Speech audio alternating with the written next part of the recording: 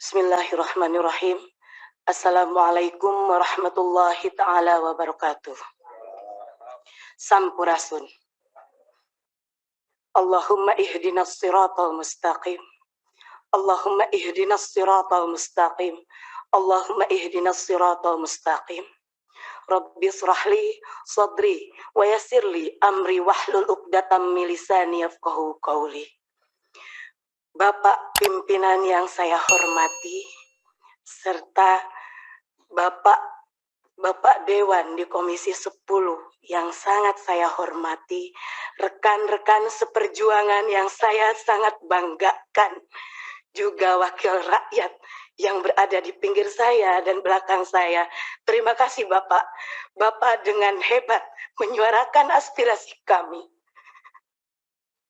Jazakallahu khairan katsira.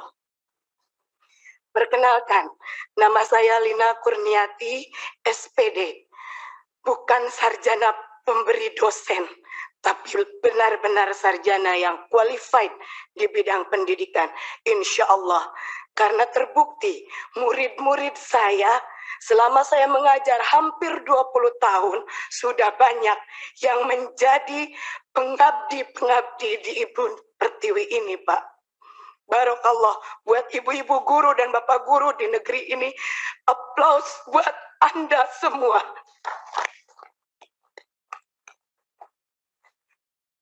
Bangga saya bisa duduk di sini memangku amanah yang sangat besar, Bapak. Banyak yang ingin saya sampaikan, sampai-sampai emosi saya tidak tertahan. Saking gembiranya bisa bertemu dengan para wakil rakyat yang insya Allah akan amanah menyampaikan pemberi suara yang berkeluh kesah.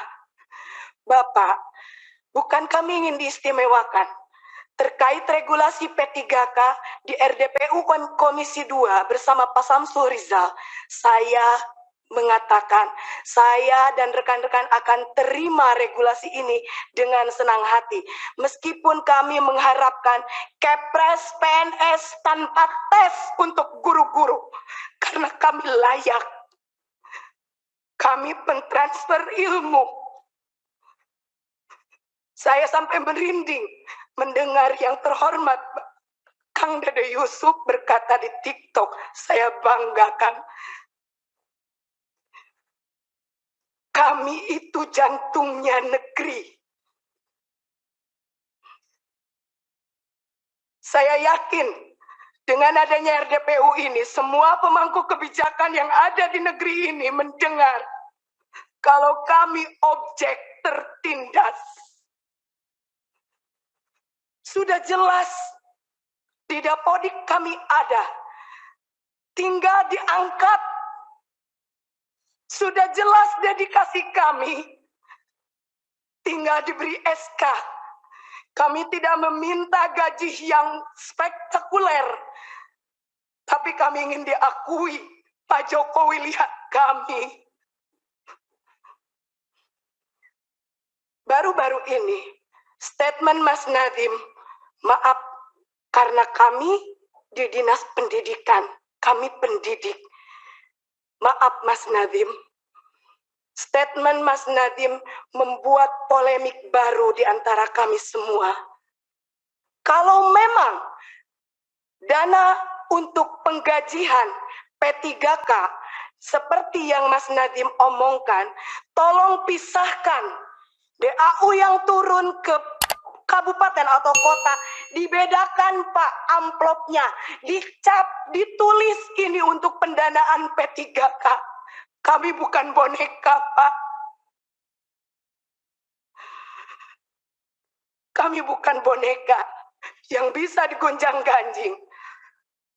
Sampai saya mikir, kita di daerah dengan gaji 450.000 per bulan, dan itu pun hanya dibayar 4 bulan sekali. Mendapatkan angin segar, apa yang dikatakan oleh para menteri merupakan angin segar bagi kami. Tetapi pada kenyataannya, tatkala kami mendatangi DPRD provinsi, mendatangi DPRD kabupaten, antara legislatif dan eksekutif Kami datangi, Pak. Mereka berbicara tidak ada ketentuan yang pas dari pernyataan Mas Menteri. Saya tegaskan sekali lagi, kalau memang dananya dari DAU, tolong dipisahkan. Supaya pihak kabupaten kota jelas, ini amanah untuk para guru. Maaf, kalau Lina di sini ngomong emosi. Karena Lina pernah terjun langsung, Pak, ke lapangan. Masih ada rekan Lina yang digaji 150.000. Dengan jarak tempuh dari rumah ke sekolah 45 menit tidak bisa menggunakan sepeda atau motor atau mobil. Bayangkan kalau hujan, Pak. Dan itu Lina bikin semi dokumenter biar jadi bahan untuk para pemangku kebijakan melihat di lapangan seperti apa. Jangankan beras yang ditanggung negara, kami sakit pun negara tidak akan tahu, Pak. Kami honorer, kami mengabdi, ijazah kami S1, tapi nasib kami lebih rendah dari seorang kuli pasar.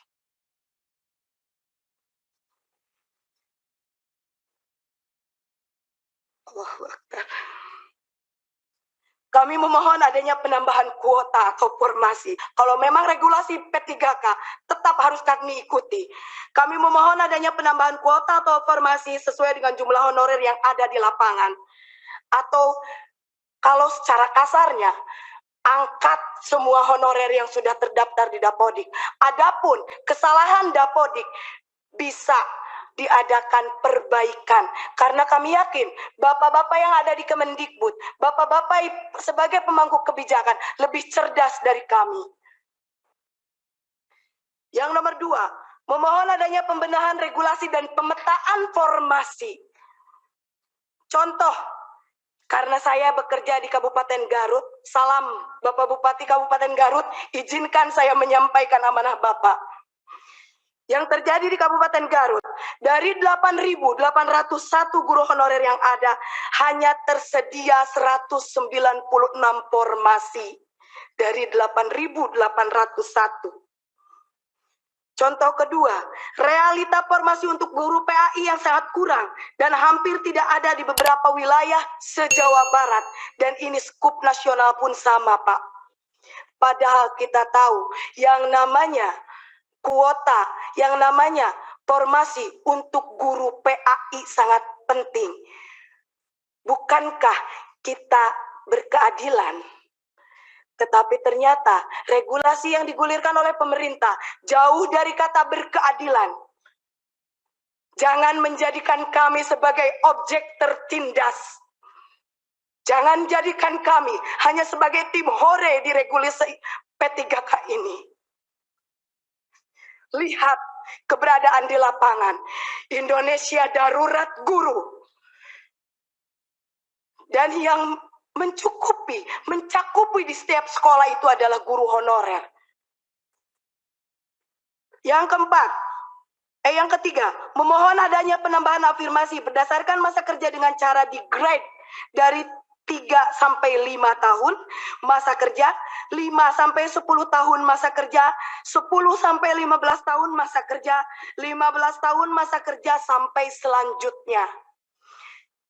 Karena apabila afirmasinya dibilang hanya untuk 50 tahun, belum tentu mereka itu masa kerjanya sesuai grade. Dan perlu digarisbawahi, Bapak, honorer itu bukan hanya K2. Ada yang non-kategori.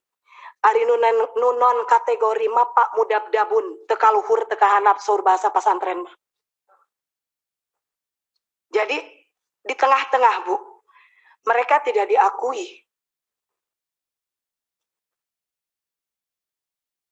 Yang keempat, memohon supaya pendaftar dengan nilai yang sudah mencapai passing grade bisa diloloskan dan ditempatkan di tempat kerja masing-masing. Contoh realnya di sekolah saya, PNS-nya hanya 1 orang, Pak. Semuanya honorer. Saya lulus passing grade, Pak. Tapi karena tidak ada formasi, sudah jelas di sekolah saya tidak ada guru PNS-nya. Kekurangan guru. Tapi tidak ada formasi, maka saya dinyatakan tidak lolos. Hanya lolos passing grade saja. Barokallah, Allah menakdirkan saya untuk duduk di sini bersama ibu-ibu dan bapak-bapak terhormat. Yang kelima, memohon untuk P3K tahap 2, kalau regulasinya seperti ini, ditunda kalau menurut saya. Karena hanya memperlihatkan kredibilitas cara kerja dari para pemangku kebijakan di atas. Komitmennya tidak ada, konsistensinya tidak ada. Hari ini bilang seperti ini, besok lusa akan berubah. Ternyata memang untuk mempermainkan seorang guru itu, seorang pendidik itu kayaknya asik gitu, Pak. Yang keenam, memohon mengangkat guru yang berstatus honorer menjadi ASN, karena sebagian besar kebutuhan guru dipenuhi oleh guru berstatus honorer. Itulah yang ada yang terjadi di lapangan. Sungguh sangat dilematis, Pak. Betul kata Bapak yang tadi, Bapak siapa, Pak? Bapak Wahidin. Kalau pelaku pendidikan itu bukan hanya guru, tetapi ada rekan kami sebagai jantungnya, yaitu tenaga kependidikan. Kenapa Tendik tidak dibuka formasi, Pak? Padahal mereka juga sama mendedikasikan untuk negeri tercinta ini. Alangkah sangat disayangkan tatkala kami berlomba-lomba untuk mengikuti ujian P3K yang kalau menurut saya cerita sedikit, Pak, sangat amazing. Saya umur 40 tahun harus mengerjakan soal 100 soal matematika SMP tanpa kalkulator. Untuk masuk ruang ujian saja, yang laki-laki dibuka sabuknya dan dipegang diraba-raba. Seolah kami itu apa? Kenapa, Pak? Kami meminta kebijakan harus meminta-minta seperti ini.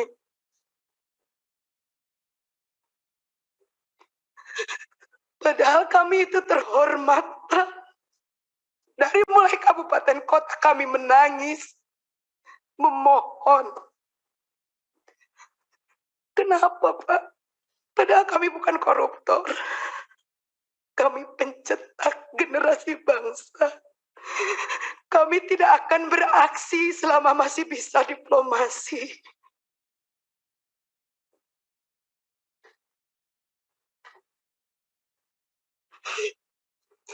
Terima kasih. Mungkin nanti ada teman saya yang akan menambahkan. Jazakallah, Bapak. Jangan membuat air mata kami menangis lagi. Jangan menjadikan ketidakmampuan kami menjadi objek tertindas. Bangkitkan semangat kami. Karena kami tidak meminta apa-apa. Angkat kami. Angkat derajat kami. Hanya untuk bisa menyekolahkan anak-anak kami. Wabillahi taufiq wal hidayah. Wa ridha wal inayah. Wassalamualaikum warahmatullahi ta'ala wabarakatuh. Sampurasun, Pak.